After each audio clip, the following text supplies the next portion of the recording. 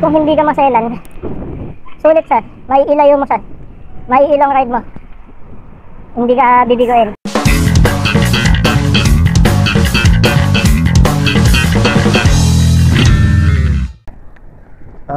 Good morning mga Kuripot. Welcome sa channel ko na Team Kuripot. So, first time kong gumawa ng ganitong klaseng video. Hindi ko kasi alam kung anong klaseng video gagawin ko para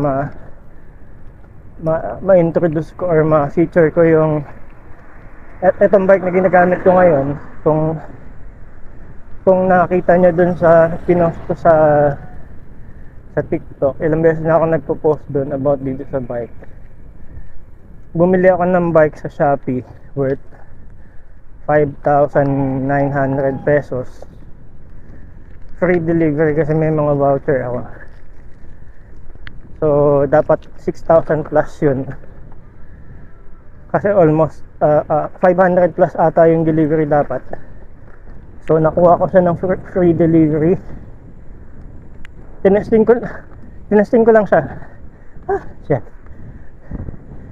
Matarik. So naka free delivery siya. Tinesting ko lang siya actually. Dapat magbubuo ako ng bike na bibili na lang sana ako sa shop. Pero naisip ko, bakit hindi ko na lang subukan sa Shopee? At least yun, hindi na ako malabas ng bahay. Iintayin ko na lang yung bike dumating sa bahay. Mga 3 days. 3 days siya dumating. Galing siya ng Lucena, kung hindi ako nagkakamali. Lucena yung shop. So sinubukan ko lang siya. Legit siya, legit. Ayos. So pagdating naman dun sa specs ng bike itong bike na to, ng stock pa, ang model niya ay Garuda Eagle, size 48 na gravel bike. Alloy yung frame, alloy yung stem, steel drop bar, 3x7 speed, 3x siya, tapos 7 speed na yung group set niya ay fake na Shimano.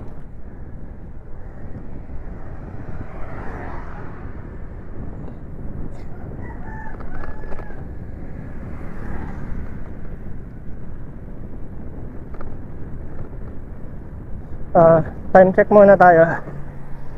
5:16. So umalis ako ng bahay ng 4 AM.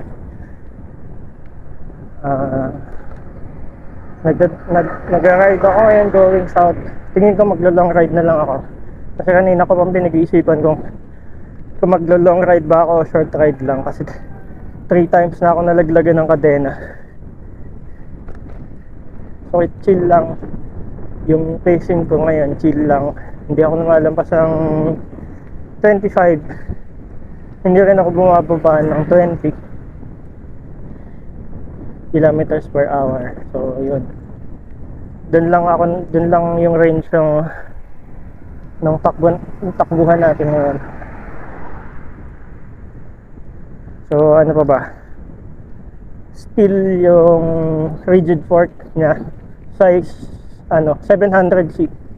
So 27.5 yung niya, yung gulong niya. Yung wheelset niya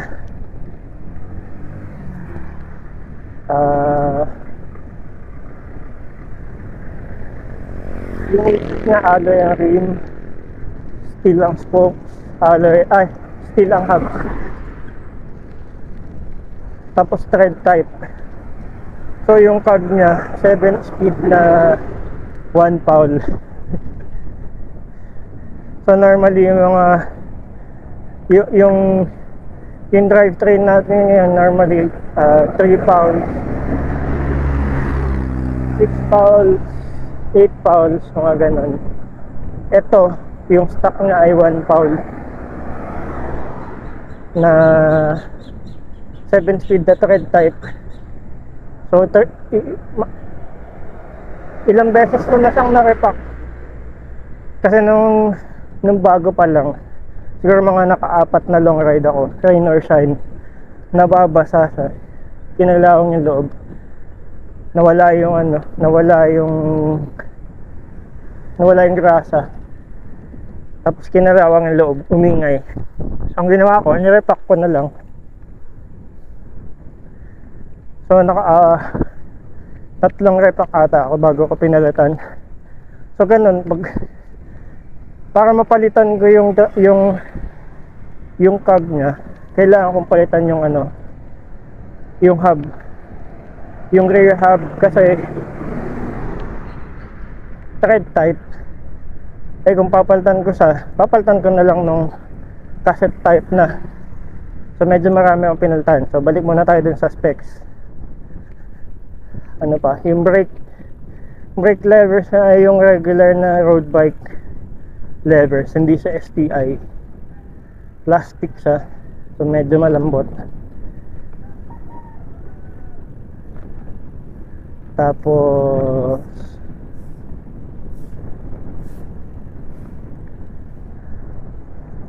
yung brand ng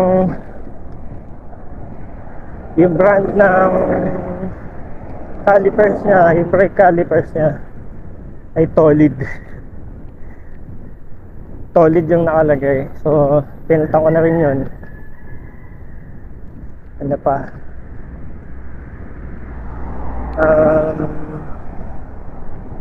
yung shifters niya ay yung pang mountain bike, yung plastic na shifters na mamurahin.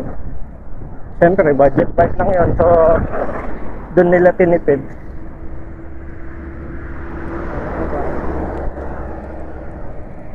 Yung crank niya steel na Shimano fake, tapos plastic pedals. Ano pa, yun lang naman. Pangit yung bottom bracket. So pangit din yung headset. So hindi pa siya field bearing. So yun yung palaging kumakalog. Pero yun, ang mga una kong pinalitan naman, unang-una yung pedal, kasi nabaliko siya. Nakadalawang ride lang sa akin, hindi pa ako nakakalayo. Bumalik ko na siya nung tumayo ako. Bumalik ko siya, hindi niya ako kinaya, ang bigat ko kasi. So pinalitan ko kagad din ng Ragusa na alloy. So hindi ako gumagamit ng clips. Para sa akin hindi ko pa siya kailangan. So stick muna ako sa regular na sapatos. Yung trusty sapatos na medyo matibay, lumang sapatos. Tapos flat pedals lang, hindi ako gumagamit ng clips. Tapos yun, after ko mapalitan yung pedal, may umingay sa kanya. Kada padya ko lumalangit-ngit. Akala ko bottom bracket, yun pala yung ilalim ng seat post. Kasi bakal yung ilalim ng seat post niya.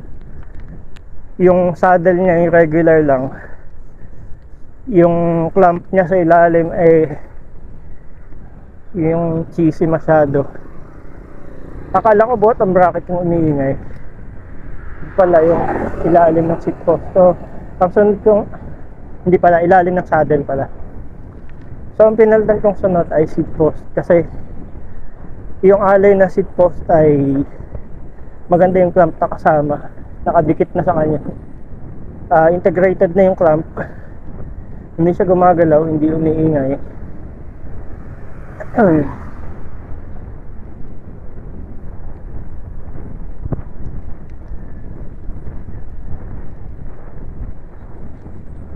Dilim pa rin.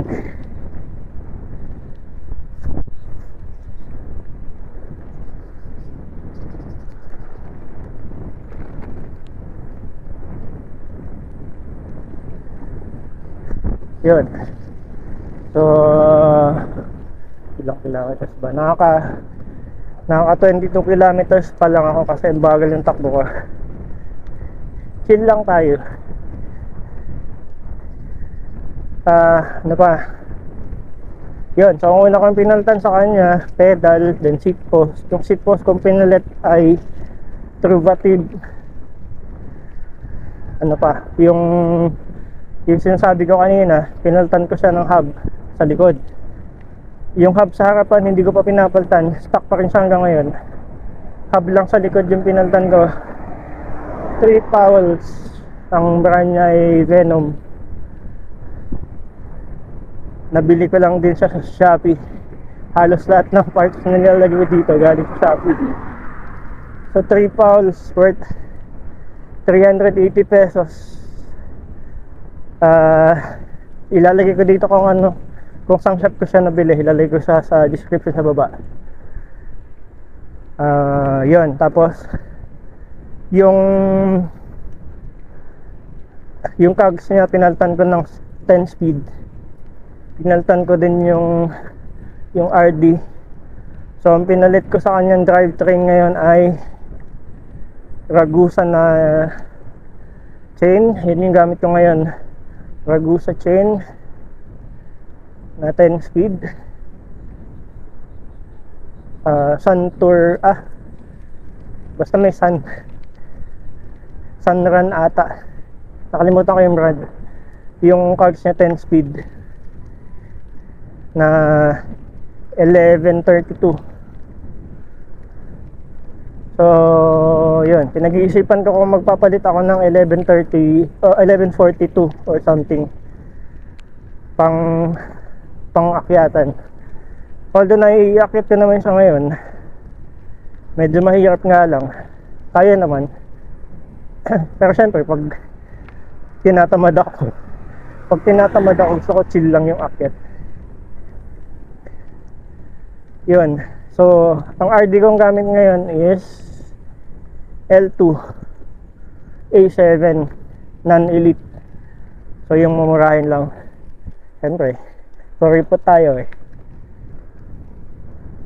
Not sure kung kapag nagpalit ba ako ng 1142 ay kailangan ko ng GoatLink.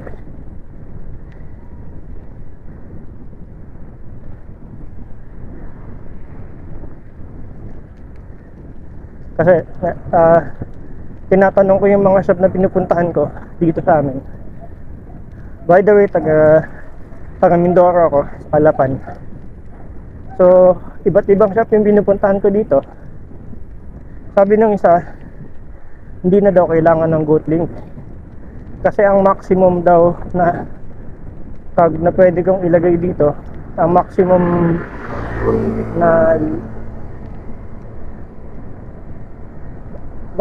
tip nakakayanin ng card ng RD na to ay 42.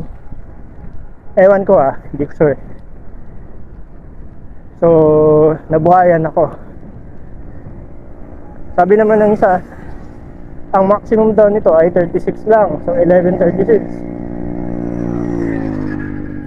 Bigger than 1136 kailangan ko daw ng GoatLink. So kaya nagdadalawang isip ako palitan. So far okay pa naman. So hindi ko muna siya papalitan. Umaandar naman, nagagamit naman. So naka 10 speed na siya ngayon. Tapos yung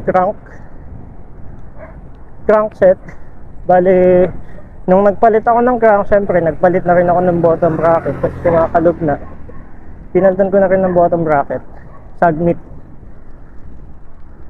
Tapos yung crank na gamit ko ngayon ay Sagnit Advanced na 5339.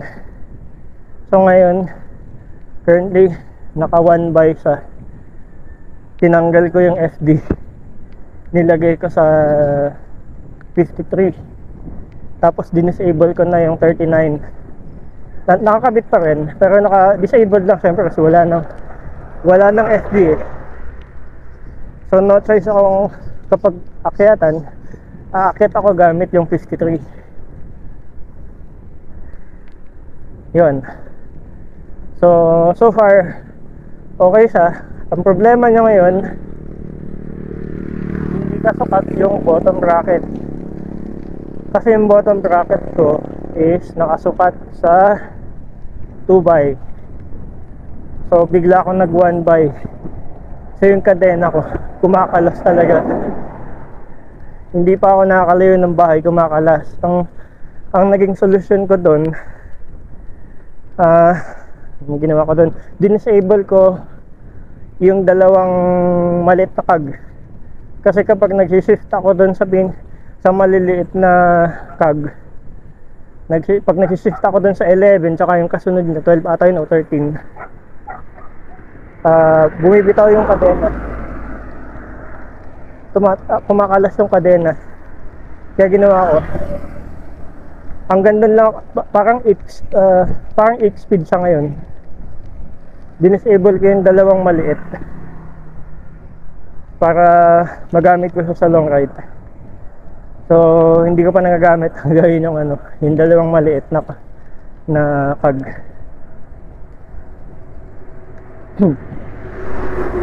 Time check 5:29. Hindi ko na alam kung anong mga pinagsasabi ko. Nakaka 24 kilometers pa lang tayo.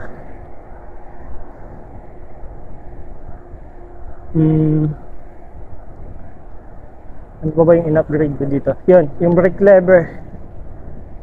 Pinalitan ko ng brake lever, Ragusa Aero. Hindi pa rin ako nagpalit ng STI kasi hindi ko na siya magagamit. Mahal pa din masyado yung 10 speed na STI. Since naka 1x din lang naman ako, wag na lang, di ba? So pumili na lang ako ng shifter para talaga sa L2 A7. Tapos naka-position sa position na mabilis lang ako makaka-shift. Konting galaw lang ng kamay ko, hindi na ako aawak sa gitna ng handlebar, ng trap bar. Then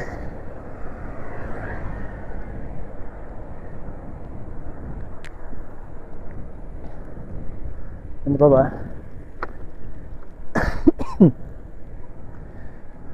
Yung calipers pala, pinalitan ko yung calipers ng, kalimutan ko yung brand. Ano nga bang brand nun? Speed 1 ata. Speed 1, parang mura ko lang siya nabili, less than 500 pesos yung pares. Ako na rin ang nagkabit. Tapos pinalitan ko ng magandang brake pads.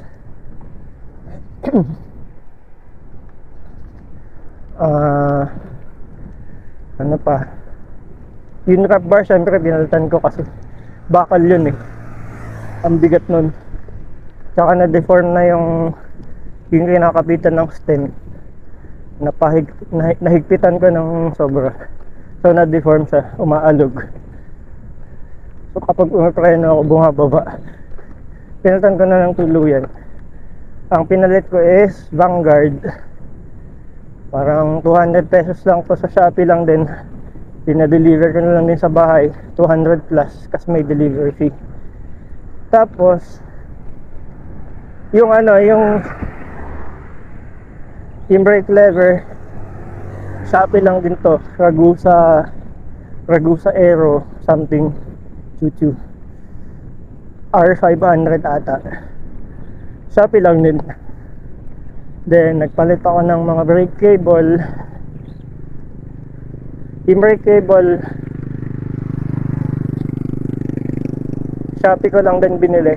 Bumili na lang ako ng yung outer cable dito. Pangit nga kasi light green lang yung available, pero MOB yung brand niya.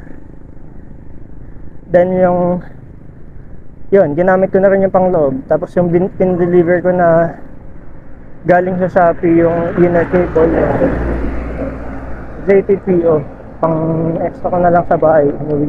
Tinabi ko na lang sa bahay. Tapos yun pala, yung stock ng gulong ay Chinese na unbranded. Size 35, sobrang bigat. Tapos, masyadong mataas yung rolling resistance. Konting lubak, babagal niya kagad. Tapos ang sakit niya sa legs kasi ang bigat niya talaga. Ang hirap niya paikutin.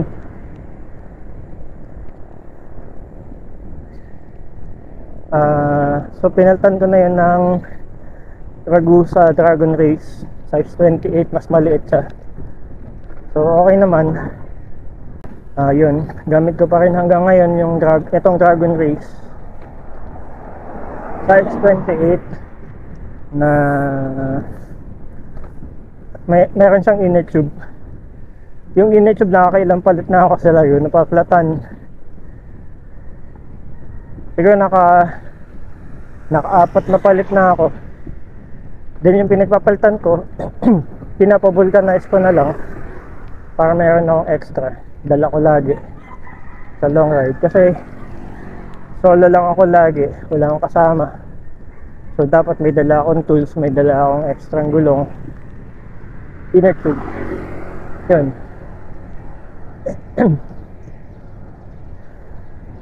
Ano pa?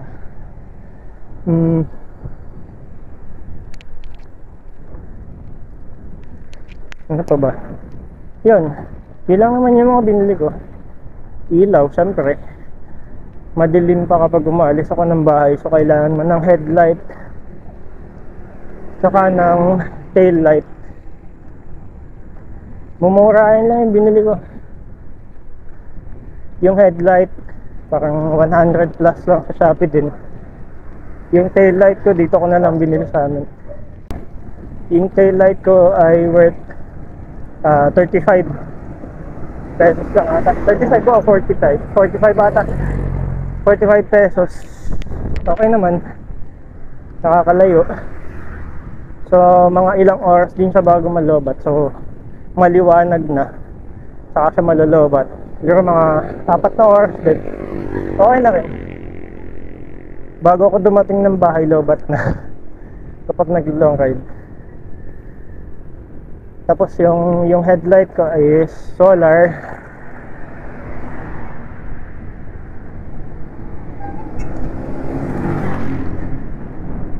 Pero syempre, aanhin ko naman yung solar kung madilim naman pag alis ko ng bahay, diba?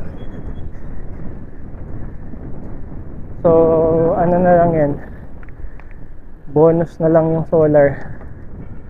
Pag inabot ako ng init, o di go.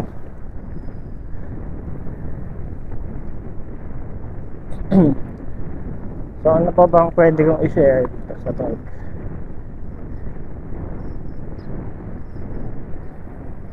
Ano pa ba? Riding comfort, okay naman. Yung nung stock pa, okay din naman siya. Mabagal lang siya talaga. Sobrang bagal niya dahil pangit yung gulong. Tapos pangit yung drivetrain.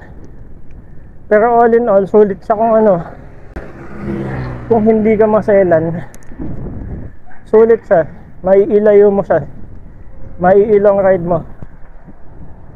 Hindi ka bibiguin. Basta alam mo kung paano yung ano. Kung marunong ka ng ano, ng basic na troubleshooting ng bike, wala kang magiging problema. Basta marunong ka magpalit ng inner tube, marunong kang magkalas ng gulong, marunong kang magbalik. Ano pa ba? Marunong kang maghigpit ng mga maluluwag. Siyempre, ano ba yung mga lumuluwag lang sa long ride? Minsan kumakalog yung hubs niya, yung siyempre steel hubs lang yun. Konting mga tatlong long ride kakalog yun. Pero minsan during the ride mismo kumakalog, so titigil ka, higpitan mo yung ehe, yung sa gitna, kumakalog yung bearing niya. So pag hindi mo hinigpitan yun, mababasag yun. Saan na ba ako?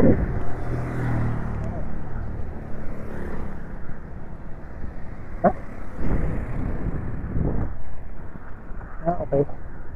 Malayo pa. So yun. Hindi ko na alam kung nasan ako. So yun.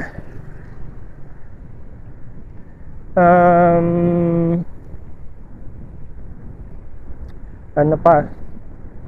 Yun lang. Kailangan mo lang talagang magdala ng tools.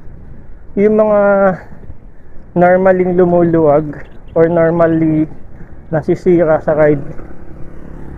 Tulad nung magdala ka ng extrang yung missing link ng chain. Huwag mo kakalimutan yun.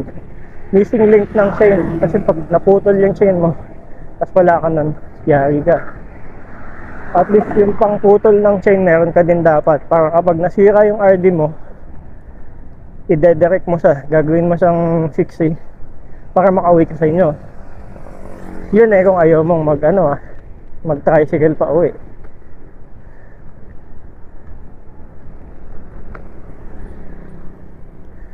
Tapos ano pa, kung regular lang yung iyong hubs, kailangan mo siyempre ng pangkalas nyan. Kung hindi ka pa naka-skewer, kailangan mo ng mga pangkalas. Ano pa, extra inner tube, patch fit. Kung kailangan ng patch fit, kung wala kang inner tube, patch fit na lang. Pang yung tawag doon, yung plastic lever na pangkalas ng gulong. Kalimutan ko yung tawag sa yun. Kasama siya kasama yun sa patch kit para mabilis na matanggal yung gulong mo.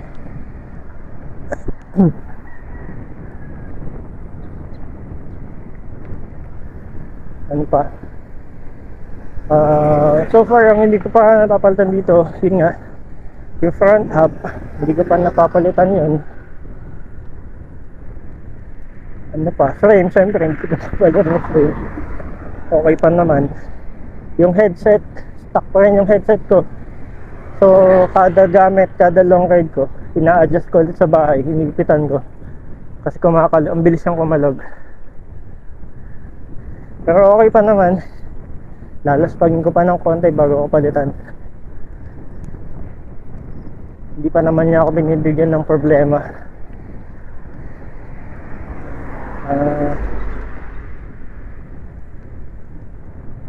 Ano pa? Wheelset. Yung rim ko hindi ko pa pinapalitan. Okay pa yun. Yung spokes hindi pa din. Ano pa? Yun lang. Then pagdating sa troubleshooting, ako na lang din yung gumagawa. Sa halip na dalhin ko sa mga shop. Kasi imagine, regular ako naglo-long ride. Kung regular ko siya ipapacheck sa bike shop, gastos pa yun. Tapos pagdating ng bike shop, makakita pa ako ng mga upgrade. Huwag na lang, matutokso pa ako dun. Since marunong naman ako, meron naman akong tools. Pero pag yung mga major na kailangang gawin, tulad ng bottom bracket, wala akong tools para dun. Yung pagpalit ng headset, wala din ako nun. Yung pag-upgrade ng hub, hindi ako marunong nun. So yung mga ganun, yun yung ginadala ko sa shop. Pag tono ng RD, marunong naman ako. Pag tono ng SD, marunong din ako. Pero since naka 1x, yun, RD na lang. Tarik na naman.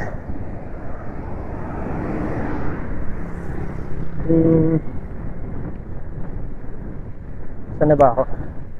So galing ako ng Calapan nga pala. Sa Calapan ako nakatira. Andito na ako sa kabilang bayan. So 29 kilometers away from my house. Sa bayan ng Nauhan ako.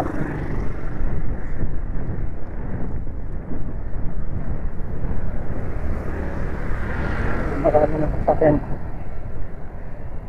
Ang bagal kasi ng pace ko. Normally 5:15 dumadating ako dito eh. So ano na, 5:44 na. Medyo mabagal. Okay lang din. At least nakapag meron tayong mai-content. Ano pa ba? Yun lang naman. So ito yung ano, ito yung walk around ng bike. Current setup na ngayon. Ito yun.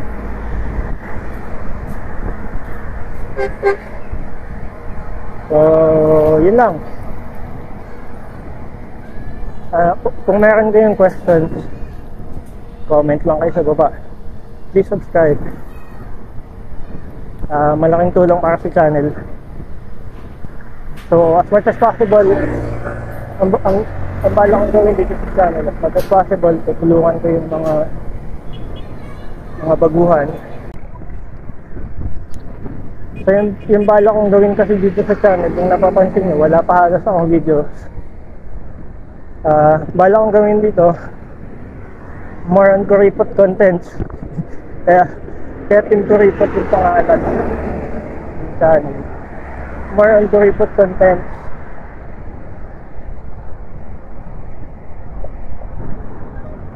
Gusto ko matulungan kasi yung mga bagong biker. Yung mga katulad ko na actually bago lang din ako. Nagsimula lang talaga ako magbike ng seryoso nung binili ko tong bike na to nung May. So May, June, July, August, September. 4 months pa lang. Almost 4 months pa lang ako nagbabike. So yun, kinuha ko siyang regular routine para exercise na rin kasi gusto ko laging pawisan. So dun po sa mga hindi nakakaalam pa, mountain runner po ako. Tumatakbo po ako sa mga bundok. Pero since wala pa akong sapatos kasi medyo mahal yung sapatos.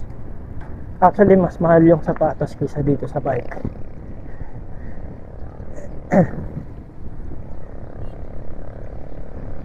Bike na lang muna tayo kasi mahal ang sapatos. Tsaka imagine, bibili ako ng mahal-mahal sapatos tapos gagamitin ko lang siya ng ilang buwan, sira na kaagad. So itong bike yung bibili ko, 5,900. Ang layo ng mararating. Exercise pa, pasyal pa. Tapos natututo pa akong mag-troubleshoot. Marami akong natututunan dito. Tapos yun nga,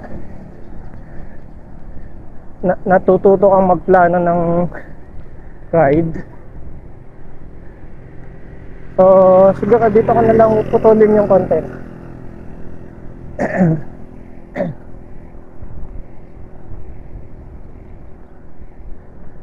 Yun nga, ginawa ko yung channel para makatulong sa iba, para makatulong dun sa mga baguhang riders.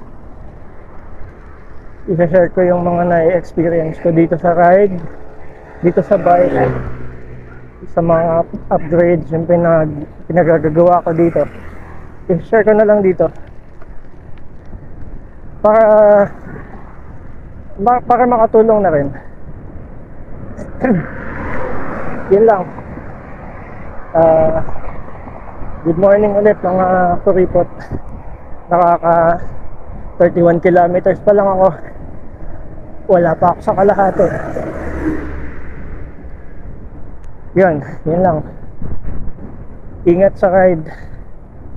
Please subscribe. Salamat.